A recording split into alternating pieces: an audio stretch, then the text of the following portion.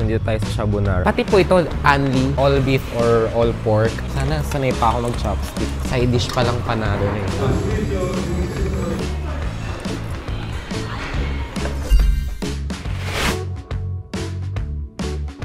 Hi guys! So, nandito tayo ngayon sa Shabunara and we're trying out their mixed shabu-shabu. So, as you can see, meron tayo dito beef and pork. So, ito unlimited daw to. Pwede mo i-request kung all beef or all pork. Tapos, itong seafood, hindi siya unlimited. One-time serving lang. Pero yung mga gulay, pwede naman daw pa-refillan. Tapos, yung mga side dishes nila dito, yung chicken, tteokbokki, japchae, lahat yon unlimited. So, dun palang panalo na. And meron silang binigay na soup base na dito lulutuin yung ating meat. Yeah, we will eat here. Kain tayo.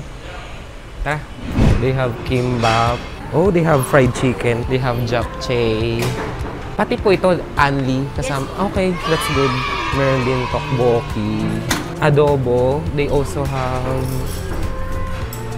fruits. Parang gusto ko yung fried chicken. Kuha tayo ng plate. Kimbap. Maganda pala dito kasi unlimited yung ano nila, unlimited yung side dish. So, they also have fried chicken. Yeah, unlimited din daw siya. Kasama siya sa dun sa shabu-shabu. Gusto mo, kuha din kita. Japchae, kuha din tayo ng japchae. So, kuha muna tayo ng konti. Yung tteokbokki, I want tteokbokki. I miss tteokbokki. Nagkikrave ako recently ng tteokbokki. Yung odeng, oh. Gusto ko yung odeng. So, parang sa side dish pa lang panalo na eh. So, tara. Sarap talaga yung tteokbokki. Sana sanay pa ako mag-chopstick. So, ayan. Tinatry na ni Mother. So, kailangan daw yung matigas muna ang mauna. Ganun ba yun? So, parang lang nagluluto ng sinigang. Kailangan yung matigas muna. O yung nilaga, ganun. Mais, fishball. So, sige, try na natin magluto. Total, kumukulo ng ating soup base. So, ayan, nagayin natin. Pero mabilis lang ito maluto eh. Ayan, luto na siya. Lagyan natin dito. Mabilis lang maluto. Kasi, pinapakuluan naman. Tikman natin siya on its own. Harap. Ngayon naman, try natin isaw-saw sa kanilang may dipping sauce silang binigay.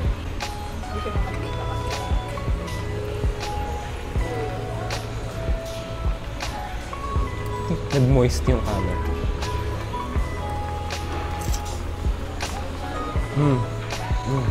So, meron pa sila dito peanut sauce, garlic, red chili, saka ano to? Tignan natin. Parang sweet and chili. So, lagay na natin yung ating mga clams. Lagay natin sila dyan. Itong sea noodles, lagay natin. Kangkong. Lagay natin mga greens. Itong mushroom.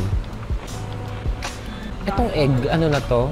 There's a way daw, pag ginanto, boiled. Ay, hindi pa siya pwede mo din siyang i-boil. Ito, odeng ba to?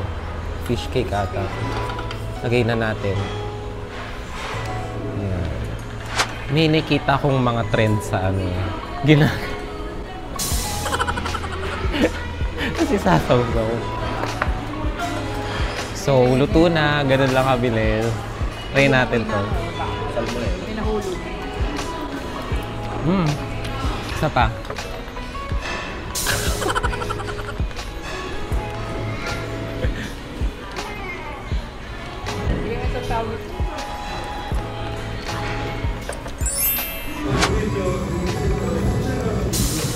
Ganyan mo lang. Oo nga.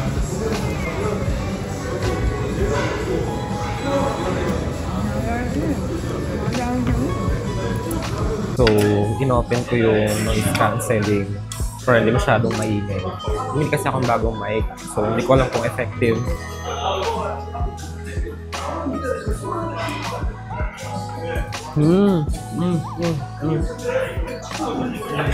Gusto ko yung i-unravel. Naghanap ako na i-unravel. Gagano ko sa chopsticks. Can you see this, guys?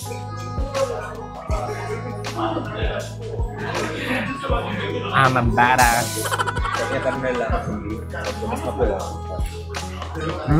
Kaya nga red meat daw. Wala kasi sa dito. Sabi ni Kuya, kasi may gulay na kasama. Sabi niya, babayad ako ng mahal para sa gulay. Mas siguro masasabi ko mas healthier version to kaysa sa Samgyup. Kasi dinoboil mo yung, hindi siya oily, hindi greasy, hindi mabaho sa damit. Kung nag-crave kayo ng beef or pork, pero ayaw nyo nag-grill, gusto nyo pinapakuluan, I would suggest this is a strong alternative. Pero syempre, iba pa rin yung sarap nung ginigrill diba? Kung ang hanap nyo ay something nakakaiba from the Samgyupsal, pero nag-crave kayo ng meat, bumisita na sa Shabu Nara dito sa Clark. So far, ang masasabi ko, masarap dito sa Shabu Nara. Sa presyong $7.99 per person na only meat, sulit na dahil na din sa only side dishes nito. Panalong panalo. The service is good and the food is good. Although one recommendation ko lang is if they can expand sa soup base. Kung may ibang choices sa flavor ng soup, it would be nice. But nonetheless, I would give it 8/10 overall. Kung malapit kayo dito sa Clark, try nyo na dito. Or if hanap nyo naman is road trip from Metro Manila, i-go na yan. O ano, kita-kits sa next video. Please like, share, and subscribe. Bye!